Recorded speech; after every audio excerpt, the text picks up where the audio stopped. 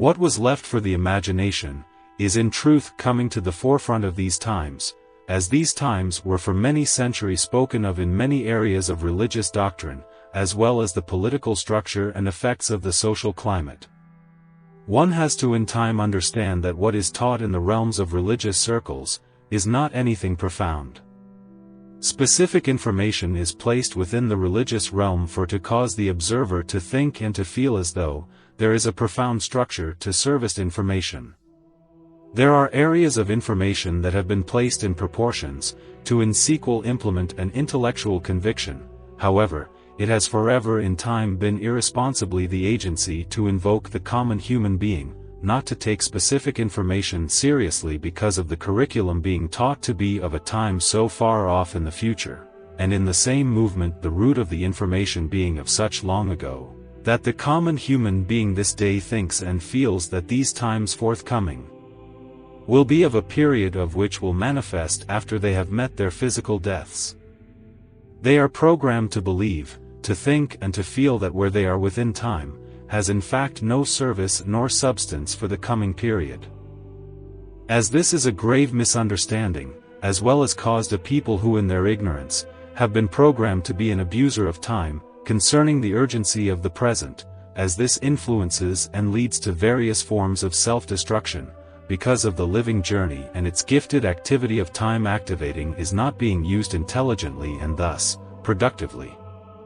As this is a government device of manipulation and distraction which has been set in motion by Roman rule, and through many areas of government apparatchiks and ministers working in tandem for an effect which will be set in state as being the norm, many until this day are programmed and therefore conditioned not to take the effects of their environment serious enough, to begin to question the effects of it in opposition to their natural freedoms after having been conditioned through the element of time, feelings of being limited and therefore oppressed.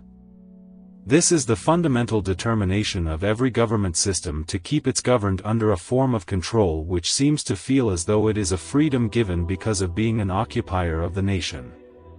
More so, after the formation of the UN.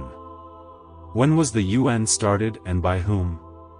The United Nations was established by the Charter of the United Nations and Statute of the International Court of Justice. The charter was signed on June 26, 1945 by the representatives of 50 countries. Poland signed on October 15, 1945. There were 51 founding members in 1945. It was set in motion that all occupiers will be under the protection of their governments by way of the cooperation of those whom participated in the formation of the UN. One has to understand the various tools of manipulation and control which each government has agreed to implement upon their citizens. And it has never been for the cause of freedom, but instead the government assurance of enslavement, asserted as national security. This day, one must understand the virtue of letting go of things which are given and claimed to be of an asset of their so-called everyday freedoms. Many of which is being executed in our everyday lives are in fact devices for government control. Many of which is asserted of, just having fun, is but a complementary so-called privilege, which is educated as a common freedom in the societies. The religious institutions are the most responsible for all of the ill-informed human beings upon the earth. There's a religious virus inside of every nation in control of the minds of the people, for the sake of preventing them from possessing the nature, will and intelligence to break free from the spell of being subjugated and enslaved inside of a golden cage.